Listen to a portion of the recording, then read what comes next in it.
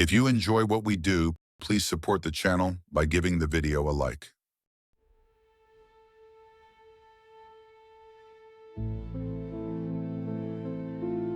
It had to be close to 12 now. The silver gleam of the full moon was spilling through the woodland trees, illuminating all it touched. Evan looked at his watch. It was 5 minutes to 12. Although it was not a necessity, Evan wanted to get there by midnight. For each month that he decided to do this, he planned very carefully. While the moon's reflected light was growing, he would gather the things they liked, always careful to not pick any metals and plants with vibrations that could harm them. Such items could be to them like sulfuric acid could be to humans. Though if it was to be milk, butter, or of his own body, he would make sure it was fresh. They preferred these things to be fresh. Some months he would not come at all. He liked to remind them that he would not rush to appease them. He did not fear them. Though his father had said to him that this is what he must do now that he had moved away from the family home, they would see Evan as independent, so his father's efforts would not count for him. If Evan abandoned them, things would grow a lot worse for him. He kept walking through the woodland, not thinking so much as simply just walking and knowing that the correct path was underfoot. Evan had learned that he functioned best when he allowed his senses to take lead. Thoughts could be very distracting. His current goal was to get to the burrow in the tree, and that was simply what he would do. As he got closer to the burrow, he began to feel more awake, a sign that he was close to it. He heard a sound in the trees, a rustling. He continued walking, without turning to pay it any attention. He had never allowed himself to fear them. Evan felt that he was above that. After all, he saw his surroundings through more than one pair of eyes. In fact, the only reason he could see them was because of this sight. Evan focused on his own footsteps, his destination, and his goal. He was wearing his hiking boots with the steel toe cap. They were not too keen on the toe cap. Fortunately for them, Evan preferred to keep his feet to himself, so long as he wasn't provoked anyway. Walking at night with his hood up, standing at 6 feet 4 inches, Evan wouldn't be a silhouette anyone would be glad to see. Though the only people in these woods at such a time were usually the daring, unhinged, or unusual. The atmosphere seemed to be growing brighter. The moon, the light source, becoming more intense. Though also he could see different colors in the air, brighter colors. He was now in front of the burrow under the blackthorn tree. Evan had formed quite the bond with the tree within the years he'd lived here. The tree was ancient and very enchanting to look at. It was a little distance from the other trees and always seemed to be in a world of its own. But in the ground in front of it, leading underneath it, was a burrow. Generally, it wasn't very deep, and anyone taking a mere hike wouldn't think twice about it. But they hadn't experienced the burrow at a time like this. Considering it now, Evan could see great change. The hole was deep and dark. Although there were orbs of light circling the tree and light cast by the moon, the hole remained entirely black. It was like a black hole, swallowing up anything directed at it and leading to a place nobody knew. Evan stood a foot from the burrow and slowly knelt in front of it, arm resting upon his bent knee. He watched the burrow and waited for a moment, for them to feel his presence and grow familiar with it once again. With a calm disposition, Evan looked directly into the blackness. He then pulled his backpack down from his shoulders, unzipped it, and brought out the items. He carefully placed each of them in front of the hole. His father had said that to drop them down would be extremely unwise. They would not take too kindly to it and would make that very known. Evan then arose and took a few steps back, kneeling back down again and watching the hole. The light circled around the items curiously, then abruptly moved back. 2 small, glowing, fiery lights formed in the black. Eyes. They stared back at Evan from the hole. Evan didn't know what it was exactly, though it was the one that most often greeted him here. It felt extremely old, ancient even. Oh, Evan nodded once to the eyes, greeting them. They just stared back, staring into him. Evan knew the amount of layers those eyes could see through was inconceivable to man. It was okay for Evan to leave now. He took his backpack, turned around, and walked without looking back. When Evan got home, the apartment was silent. His flatmate John was asleep. He could hear him snoring in his room. Evan got undressed and slipped into bed. He would sleep soundly tonight. A week later, Evan's eyes flew open, suddenly awake. They were immediately greeted with darkness, though the moonlight behind his drawn curtains allowed him to make out the silhouettes of the things in the room. His bedside table, his lamp, his mirror, and maybe something else. Though he wasn't concerned for any of that, all he cared about was the hill in the woods. Evan immediately pulled his duvet open and swung his legs round to the floor. He had nothing in his mind but that woodland on the hill. He needed to get there, without a memory of any dream or any reason for him to do so. He was only in his underwear, so he got up and went over to his wardrobe, taking out his black hoodie and jeans. He was completely focused on each passing moment as he dressed himself. He then left the room, not at all paying any attention to the dark mass in the upper corner of the wall.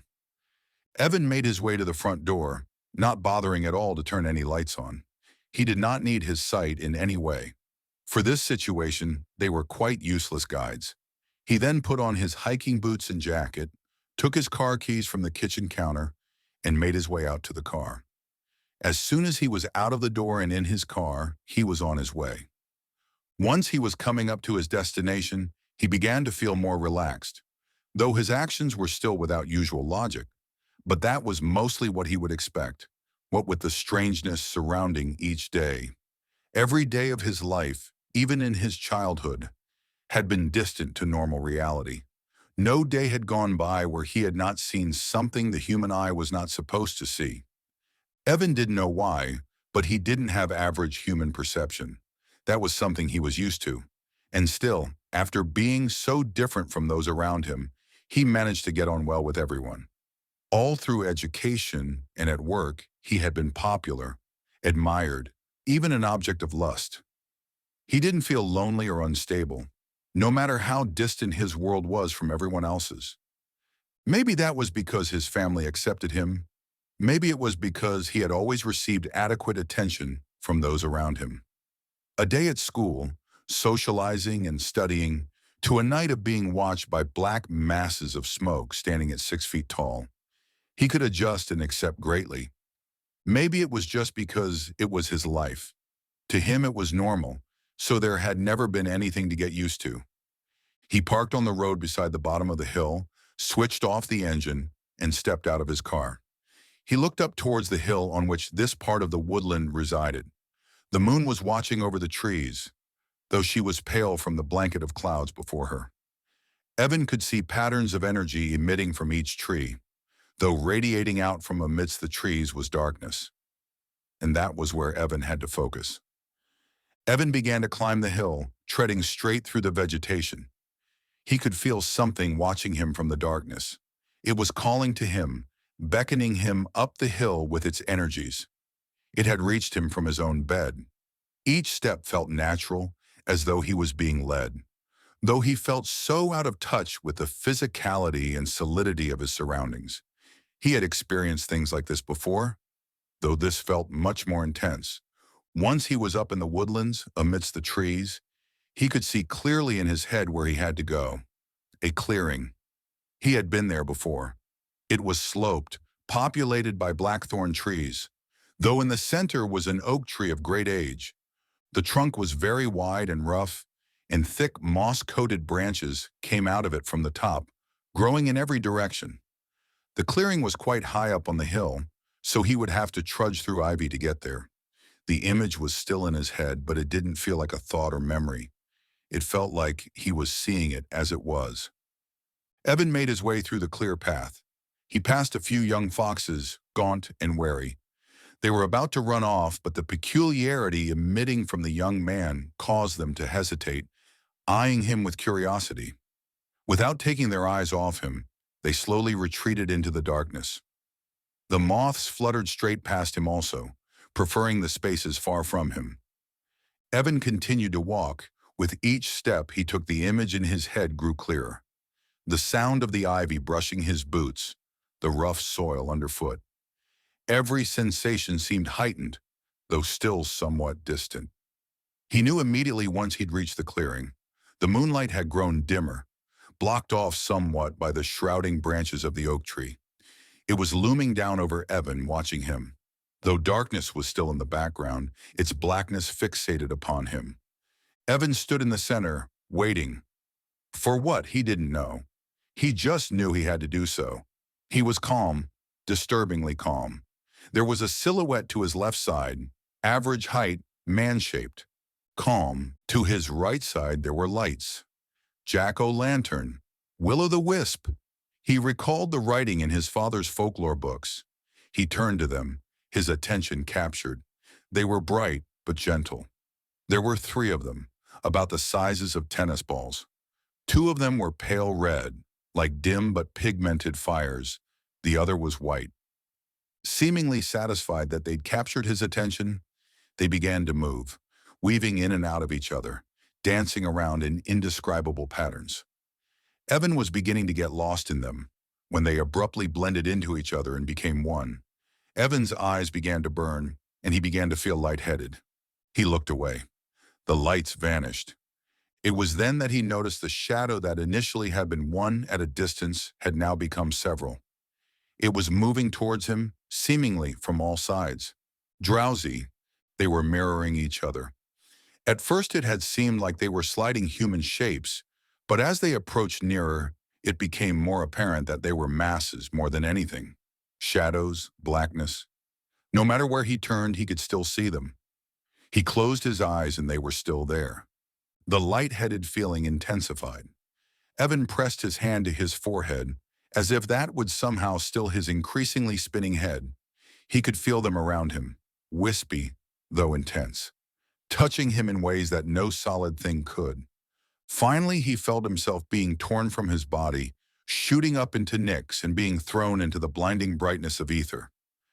Evan's eyes opened, and he found himself in a corridor. He sat up slowly, becoming aware of the pounding in his head and his sudden blurred vision. He slowly looked around him, observing the environment he was in. His vision had grown slightly clearer, but not by much. He could make out more of his surroundings. The corridor was very long and empty. The walls were white, and the floors were gray. The floors seemed to shine and looked like they should have felt cold, yet the sensations of temperature seemed to be non-existent. There were rows of doors on each corridor wall, and there also seemed to be moving shapes between the spaces. His eyes kept attempting to focus on the things around him, but they were failing miserably. Though this place, it still seemed familiar. He had never seen it before, but he felt like he had been here before. He began to rub his eyes. It was then that he felt it. Something was in front of him, staring straight at him. Evan got to his feet and allowed his eyes to adjust. Directly in front of him stood a human-like shape. Like Evan himself, it was tall. It was made up of patches of dull and grim colors, the occasional vibrant one. It stretched out its arms, long and thin they were, and its long fingers pressed onto Evan's eyes. Evan was taken aback, flinching. He felt a strange liquid on the thing's fingers, greasy and unpleasant. In an involuntary response, Evan tightly closed his eyes. Upon reopening, everything was perfectly clear. The first thing he noticed was that it appeared like a man in his early 20s, like Evan was, or a bit younger. His nose was long and thin, his lips were also thin, and deep crimson. The color stood out in contrast with the milky whiteness of his clear, taut skin. The man's hair looked soft and shiny, shoulder length and raven black. But the features that stood out most on his face were the eyes, large and maroon with black vertical slits in the centers. Evan observed the man's attire. He was dressed in a way that reminded him of an Edwardian or Victorian style of dress. He wore a tailcoat over a white shirt, a black bow tie, braces attached to his trousers, and a bowler hat and shiny shoes. His entire outfit looked new and crisp, the fabrics perfectly smooth. He, or rather it, appeared in a way that a third-dimensional being could understand, and that was simply what it was. Evan remembered his father warning him that they did this, and going on to say that behind the deception was something not even Evan could picture or perceive in any way, shape, or form. The man was not recognizable, though he was also not unfamiliar to Evan, much like the rest of the environment. "What is it this time? I've been leaving you things just like my father said to." Evan said. "Your father doesn't have all the answers." Its voice was low in pitch and had a somewhat unnerving, unrecognizable accent. Evan chuckled sarcastically, not taking his eyes off it. "So, have you made a personal name for yourself then?" "Narrate." Backwards words. Evan noticed it immediately. He was no stranger to the games they liked to play. "How interesting. Well then, I'm called Knave."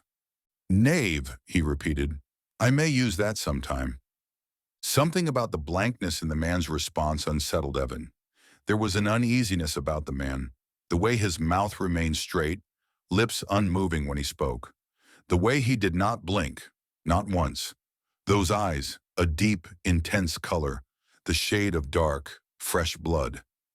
The slits were focused on Evan, thinning then dilating slightly. Why did they do that? For a moment, their perception just stayed there in union. Or rather, the creature stared at Evan, observing him. The eyes were doing more than just watching, they were digging. Evan knew they were seeing far more than they appeared to. Those eyes could see through anything, including illusion. "They trick you," Evan's father had told his son. "It's called glamour." Though his father had also said it could never be perfect. They would never be just like humans, no matter how accurately they attempted to mirror them. His father had been right so far, Evan was seeing it right then. It may have looked like a man, but there was nothing human about those eyes. Evan cut his thoughts short, not wanting the man to know them anymore. The eyes just continued to stare back at him. "There is something here for you to see." The man began to walk, not too slow nor too fast. As they passed each door, Evan got cryptic hints of what may have lurked on the other side. Each door emitted its own sound, and each chill he felt brought with it its own very individual and unique sense of dread. It was all too bewildering. Nearing the end of the corridor, Evan could see golden light emitting from the right corner. Evan subconsciously began to slow his pace, distancing himself from the man, wary of what was round there. As soon as he became aware of what he was doing, he picked up his pace again. They turned the corner. Evan could not believe what he was seeing. They entered a vast room.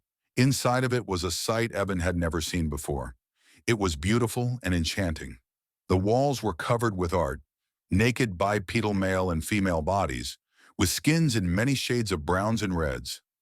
Sparkling lakes in jade and sapphire shades. Flowers with petals and colors Evan had never seen before in his entire life. Nothing like any color of the known color spectrum. Right ahead of him was an altar. The wood looked like mahogany, but Evan knew it wasn't truly that. And around the room stood gold, brass, and silver statues of the gods and mythological creatures of many human cultures. There were also unusual stones and crystals upon the altar. Some of them looked like known stones, though they were not quite the same. Everything seemed to create one big picture. It seemed to portray existence in some sort of complex way. Or maybe they were just mocking humanity in their ways. Far too filled with awe, Evan had initially not been able to say anything. The environment had been too loud, louder than even his own thoughts. Curiosity brought him a voice. "What is this place?" The man turned to face him. He looked pleased. "Perception." "Whose?" The man smiled softly, but it looked wrong with his features. Evan noticed the atmosphere changing around him, the room seemingly melting, the pigment of color fading out. Evan turned, watching it all disappear before him, marveling at it. Everything once seemingly solid became liquid, then blurred out to gas and became simply a room, just as plain as the corridor had been. Evan turned to the man for some sort of familiarity and stability, though he discovered its appearance had changed along with everything else. It looked like the male appearance, but now female. Raven black hair, though now flowing and long, porcelain white skin, deep crimson lips. Though her eyes, they seemed more human. Still not perfect, however. And the face, it was a face he'd seen many times before. He'd been seeing it in his dreams and nightmares since he was a child. The clothes were gone. The woman stood naked in front of him, small breasts, thin at the waist. Evan could feel his mindset begin to alter, his instinct take over. Sense was slipping away. Not much seemed to matter anymore. It was their creation of illusion, glamour, and even though it was becoming apparent to him that the whole purpose of this visit had most likely been their idea of a fun game, Evan felt his resolve moving increasingly further away from him. The woman took a sudden step closer to him. There was an impish quality in her expression as she pressed her unclothed form against him. He suddenly felt it then, like he was a part of her somehow. It was as though she wanted him to feel like she wasn't as foreign as she seemed. He rested his hands upon the body, allowing them to slip down the small of her back and wander around the curvatures of her exposed hips. It felt soft, like skin. He pressed his nose into her hair. Her scent was light and feminine. Instinctively, he pulled her body tighter against his. His flesh was satisfied at its womanhood, but his mind was not. Evan's perspective began to change, and he loosened his grip on her. He felt her energies turn dreadful. As her body lost contact with his, he saw her face again. It was blank, featureless, just white skin. He felt a pang of fear and pushed her away, startled. This enraged her, turning her skin gray, scales forming upon it. Her eyes formed once again, though into burning red fires. It was then that a hole stretched open where a mouth should have been, and a shrill, piercing sound escaped from it. It was ghastly, unlike anything Evan had heard before. An inhuman sound provoking dread, fear, and terror in their deepest forms. The wailing formed words, "You're not theirs, you're ours." Evan froze and became dizzy. His head began to spin rapidly, faster and faster. It felt as if the sound was seeping into his pores and filling his entire being. He felt himself being lifted and suddenly spinning with it. Brightness closed in around him, encasing him, blinding him. He was losing touch of this place, this world. He was being thrown around the spaces between the dimensions of the cosmos. And then he felt nothing. Evan awoke to the sound of morning bird song and trees whispering to each other in the wind. He felt the cool breeze of the morning air on his face. He opened his eyes and found himself lying under the oak tree in the clearing. The forest was still and the air was tranquil. Though he felt a bit rough, he had no idea what time it was. But judging by the dim daylight glow, it had to be somewhere around 7 a.m. Evan's eyes felt itchy and sensitive. He rubbed them as he slowly arose from his spot. It was then, standing up, that he became aware of his pounding head. He groaned, holding a hand up to it. He didn't want to have to go to work today. He then remembered it was his day off and felt a sudden gratitude. He began to walk down from the clearing, through the ivy, and onto the pathway. Even though he was experiencing pain and discomfort and wanted to get home quickly, he forced himself to take a slow stroll to his car. To fail to do so would result in a stronger headache. Once he'd made it down to the car, he climbed into the vehicle and drove home. It was 7:08 a.m., and John was sitting on the three-seater chair with a glass of water. When he'd woken up this morning, it had become apparent that he was alone in the apartment. This was no concern to him. He'd thought that Evan must have risen earlier than usual and taken a walk. It wouldn't have surprised him. The guy was rather spontaneous. He hadn't heard Evan getting ready and leaving the house, but John was a heavy sleeper. It was very unusual for him to be awake so early on a weekend. It was possibly because he had such an early night. He had gone to bed at around 8. Something about yesterday had drained him. He didn't know what. All he knew was that he had just wanted to sleep. Now he was awake. He'd brushed his teeth, but not bothered with anything else yet. He just wanted to sit for a while. He heard the front door open and turned to see Evan coming through the door. He looked rough. Bloodshot eyes, his usually neatly styled dark hair was a mess, and his clothes were dirty. "What the hell happened to you?" John asked. "I have the biggest headache," Evan replied, ignoring the question. "Where have you been?" "The woods." Evan allowed himself to drop down beside his friend. John got up, took an ice pack out of the freezer, and threw it at Evan. Evan just lay there with his eyes closed. John sighed, picked up the ice pack, and applied it to Evan's forehead. Evan let out a sigh of relief. "What's wrong with your eyes?" "They're too bright." "What's too bright?" Who are you? My mother? John sighed. Well, what am I supposed to do?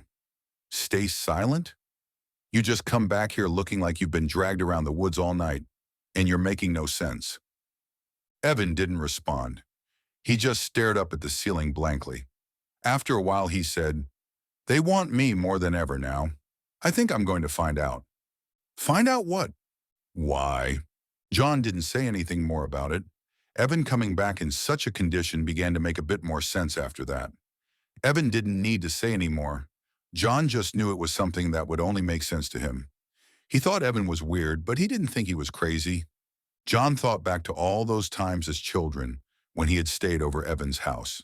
Sometimes when they were sleeping, something would wake John during the night. An unsettling feeling, an energy. He could feel it coming from Evan. He would look over and he would be able to make out in the dark an even darker spot, a great pitch-black shadow looming over his friend, watching him sleep. On the rare occasion, he would see Evan lying there talking to it in whispers, though sometimes he'd be still, just staring at it. John remembered growing fearful. Evan had looked dead. He had been so still, and his eyes had been so empty. It was as if the shadow had been death, pulling the life out of him. Sometimes John could have sworn it had eyes, glowing orange eyes. John would just close his eyes again, pretending to be asleep, swearing he wouldn't open them until morning. Sometimes he had hated it when Evan stayed over. Not because of Evan, but because of the nights. He had hated sleeping in the same room as him. The day and evening would be great. Evan's mother would put cartoons on for them, and they'd watch them all evening. Evan would sometimes even teach him how to draw. Drawing was something Evan still loved to do to this day. They'd listen to music and not care about girls, college, or money, or anything like that. They were kids and life was simple. But some of those nights caused John feelings of dread. Back then, the idea of ever living in a cabin with Evan would have terrified him. But they were grown now and slept in separate rooms. The weirdest things to happen these days were usually only caused by Evan. John wasn't a child anymore. He was a man. He would never allow anything to scare him like that again. He didn't want those damn things in his home. He wouldn't have any of it. "What are you doing today?" Evan asked him. John was slightly taken aback at Evan's sudden calmness and change of subject. "Nothing." "Let's just chill then." "Here?" "No, outside." It was noon. The woods were quiet and still. Evan and John had been walking for a while. Not much conversation had gone on between the two. Once they were at the woodland hill, John began to feel a slight difference in his friend. They had been in the woods together before, though this time it was different. There was a distance in Evan, as if his mind was not entirely with them. Evan hadn't said much about what they were doing, just that they were chilling out. John had showered and dressed without questioning him. Why would he need to be concerned? The fact was that for the past few weeks, Evan had been acting particularly unusual, unnerving even. So this walk in the woods was causing John to feel ever so slightly on edge, especially considering how strange the air was around Evan recently. Nevertheless, John hoped that this walk would be the thing to get some normality back. Evan led them to the stream where beside it he lay down looking up through the trees. John stood there staring down at Evan. Evan gestured for him to sit. John sat himself against a rock watching Evan. "What?" Evan asked him. "Nothing." "What is with you these days?" "What is with you?" It was more of an accusation than a question. Evan turned to John and glared at him. When he realized that John was just going to stare straight back, Evan shook his head and turned away. He continued to gaze through the tallest branches. There was no brightness or blue, just white and gray. He looked up at the whitest cloud. It looked fluffy and soft, though really it was just countless water and ice droplets formed together. Evan thought about how fascinating it was, really. Looking at clouds for Evan was an eye-opener. It reminded him that everything was formed to create a solid image in the mind. Nothing was truly as it seemed. Existence was merely a vast picture of illusion nobody would ever understand, not even himself. What if there was no truth? What if things were completely different through each pair of eyes to exist? Evan was beginning to believe, or realize more and more, that truth was simply what each mind and pair of eyes made it to be. Because what the truth was to one living thing was never the same for another. John, do you remember when we were younger and used to see people in the clouds? For a moment, John thought Evan was referring to something unsettling, but then he remembered those summer days, lying on the dirt and looking up at the clouds. They would each try to outdo each other in finding a cloud with the most interesting shape, though they would almost always end up being silly and finding a person they knew in it, or someone of the sort. John smiled at the memory. Yeah. Well, what if they were really people's faces? Yeah, John replied sarcastically, chuckling, because Uncle Paul is really going to be in the clouds. No, shut up. I mean, what if there are things that can appear to us in ways like that? Things, things, sort of like other conscious things. John thought about the orange-eyed mass of darkness standing over 9-year-old Evan's death-like body. He inhaled slowly and sharply. Well, he said, maybe there is. Evan turned to look at him. Does it disturb you? John could see Evan searching for any sort of fear or reaction in his eyes. He wished he wouldn't do that. I don't know, he lied. There was silence for a moment. John had wanted to leave it there, but then he got curious himself. What about you? Evan continued to look up through the branches. He looked calm, no hint of fear or uneasiness in his face. He was thinking about his answer. It should do, really, shouldn't it? But Dad told me there was no reason to be afraid, especially not for me. What would he mean by that? Why shouldn't you be afraid? Evan let out a dry chuckle. Well, really, I have no idea. Evan brought himself up to a sitting position, decidedly having enough of the clouds. He took a pack and lighter out of his pocket and pulled out a cigarette. He inhaled as he lit it up. My dad is weird, though, isn't he? He studies that sort of thing, he said on the exhale. Why? Not too sure. It's a hobby, I guess. He gets a good amount of money, though. On the books he writes about all that weird shit. Yeah, I'd think so, too. He has been doing it since way before I was born. They took the moment of silence to occupy themselves once again with their thoughts. The stream by them existed in greens and blues. It was somewhat still where Evan and John were, as if waiting for more of the conversation. After that, Evan was pulled from his distance by the sudden urge to urinate. He hadn't noticed it before, but it must have been there. Evan couldn't even recall drinking anything in the past few hours. He told John where he was going before leaving the stream to release. Evan found a spot behind a tree, unzipped his trousers, and did what he had to do. It was then, when he had finished up, that he became aware of a change in the atmosphere. He felt a feeling like a brief shock of electricity run down his back. It was a familiar feeling, an indication of a foreign world. A world consisting of things no solid human being could ever understand. Their world where time and solidity was nothing. The mirror that reflected a completely different picture of reality. Evan had often wondered what would happen to a person if they were ever to experience this dimension in its truest form, void of any illusion. His father was convinced it would end in death. Evan thought he was right. After all, how could a person truly experience something that foreign, something that had never even existed to their own senses, their own eyes? A place where every sensation would be completely different, non-existent to their own reality. An experience like that, it would be worse than horror. It would be unimaginable, indescribable. Not one word or human experience would come close. Something like that, it could only kill a person. Evan turned around. It had been only about 5 minutes when John heard the sound. It had come from the direction Evan had gone to. It had sounded most peculiar, unlike anything he had ever heard. It had sounded so abnormal that it made a great chill run through his body, made it feel a way that it had never felt.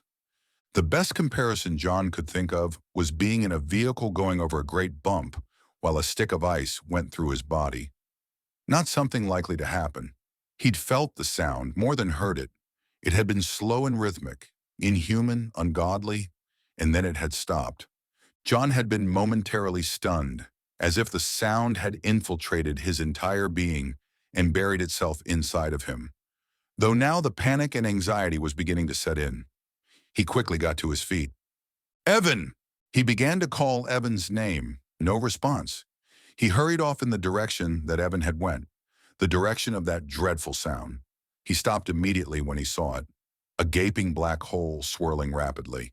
He knew then that the sound had come from that. A devoutly religious person would have thought it to be the portal to hell. Looking at it, he began to feel dizzy. His head began to tingle and spin. His eyes grew heavy.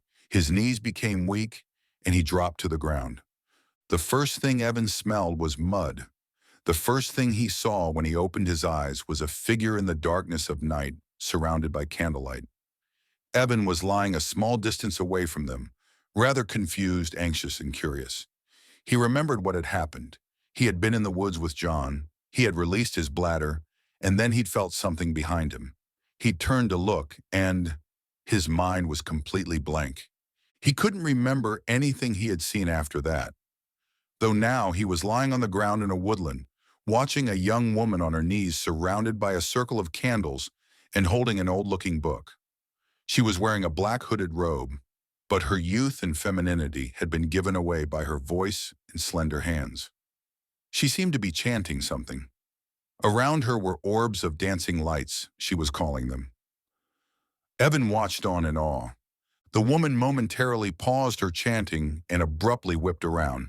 He suddenly felt a twinge of fear, as if he was a child caught doing something he shouldn't be. He couldn't see her face too well because of the hood, but for a moment he thought she was looking directly at him. To Evan's relief, she turned back around and continued her chanting. The words were being spewed under her breath, though Evan could only make out child and mother. It was then that he felt her desire, her burning desire to be a mother, a desire that could not be fulfilled. She was barren and was asking them for help. When she had finished chanting, she got to her feet and undid the robe. The woman was wearing peasant clothing, a dark green bodice and skirt, right out of the Renaissance era. She turned around again, wary of what may be around her. Evan was relieved to realize that she had not been sensing him, but rather she feared being caught. Evan got a good look at her face. He could feel his father's blood in her. The woman then turned back around and pulled a knife out from a pouch. She then sliced her wrist swiftly and deeply and held her arm out to allow the blood to fall onto the soft earth below. It was her offering in return. Evan then saw many different scenes flashing into his head. Families that were generations ahead of the woman, always tears and pain, women with sickly children, barren maidens, babies deformed or lying in their mother's arms, dead. The women were not all his family's blood. Some of them had just married into the bloodline, married into the curse. Though after leaving things in the woods, their children had come out healthy and strong. The memories began to slow down, reaching normal speed on a familiar face. It was the devastated face of his mother as she wept over the frail and sickly body of a baby. Evan's father was holding her as she sobbed. All the while, she just repeated that she had given them all that he had said for her to. They had finally cured her barren womb, but each child was still cursed. Evan saw his father's face. There was something in his eyes that said he had a plan. Evan suddenly found himself in the nighttime woods again. Though these woods were very familiar, they were the woods he had grown up in, teeming with pure nature, life. Evan's father was kneeling in front of an oak tree. He kissed the sickly baby's small head and placed it down in front of the tree. He then walked away without looking back. Evan blinked and it was daylight. A baby lay there in the same spot, though it was very different. Upon its small chest lay a scrap of some sort of material. Happy gurgling noises were coming from the baby's mouth. Curiosity got the better of him, and before he could stop himself, he found himself cautiously walking towards it. He walked until he was staring it right in the face. The baby looked like his mother and father, like the baby before. Though the first thing that came to Evan's mind was their art, their glamour. They were the masters of illusion. Things were never as they seemed. Its brown eyes looked up at him curiously, sparkling and healthy. Its mouth was stretched into a smile full of life. Evan knelt to look at the material. Etched into it was faded words. It read, "The other one." Evan then heard approaching footsteps on the vegetation. He stood up and turned to see his father walking towards the child. Evan swiftly moved out of the way. His father crouched down, looked at the note, and gently scooped up the baby into his arms. It beamed up at him. His father smiled back, and with the child he walked away. "Brother." Evan turned around, and there it stood once again. It stood in his favorite form, the dark-haired female. Though Evan could see it in a new light now, it looked more familiar than ever. He no longer saw it as a foreign being, but more as family. After all, that's whom it was, his sibling, his twin. It held its hand out to him. He took it. Evan could not remember the first time they had made their presence known to him. He only remembered that, growing up, the monsters under the bed and in the wardrobe were real. He remembered the first time he had brought it up. His mother had been tucking him in, though there had been something else on his mind that night, and he knew that if it was not mentioned then and there, he would not have been able to sleep soundly. The question would have echoed in his head, spinning around and bouncing off the walls of his skull. She looked down at him with warm eyes the color of conkers, her long and silky jet-black hair brushing his face, comforting him as she embraced him, ready to say goodnight. Though he hadn't been. He asked her what they were. She told him his father would finish putting him to bed. She left the room. A few minutes later, Evan's father came in. He told him that there were many stories of them. Nobody knew what they truly looked like, though they looked unlike anything imaginable, unlike any visible thing on earth. They could only appear in ways that brains could perceive. In every culture since the beginning of time, there were only beliefs. Nobody truly knew where they came from, just that they were much older than humanity. Evan's father said that they were the hidden people, in a place close to his own, hidden by the cosmos from the direct perception of humans. And then he read to Evan. It was a folklore tale about guardians of the forest. That night, Evan had fallen into a deep and peaceful sleep. When John awoke, he found himself lying on the ground in the woods. It was still daylight, though the clouds had dissipated, making room for the sun. He looked around for Evan and saw him lying still on the ground. His eyes were open, but they looked empty and blank. John felt a horrible feeling in his gut. He approached the body. "Evan?" After a few excruciating seconds, Evan turned to face him and said, "Let's go back home now." John felt instant relief. So much so that he wanted to drop down and embrace his friend. Instead, he just said, "Okay." They made their way back, mostly silent. Once home, Evan would carry out his day as usual. Then, once night fell, in those small spaces of darkness, between patches of light, in the shadows, they'd still be there watching him like they always did. And just like any night, Evan would just go to bed and fall asleep.